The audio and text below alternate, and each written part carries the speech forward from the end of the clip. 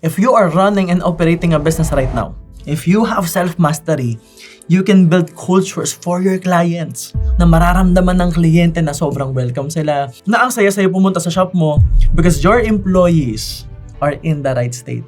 Na lahat ng pumupunta sa business mo, bumibili sa'yo, nagiging aligned sila. Nagkakaroon sila ng clarity. And they are now building stories. And those stories are something that they will tell to other people. Which would mean referrals. Doon lalaganap yan. And that's actually the best strategy. Tumupad ka sa usapan. Dapat may integrity ka. Dapat magandang products mo. So that your clients will share their story.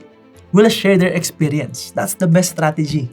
And from there, you build a structure para lahat ng tao under your organization, your employees, your business, habang tumatagal na nakakasama ka nila, gumaganda yung tingin nila sa sarili nila. Mas nagtitiwala sila sa sarili nila.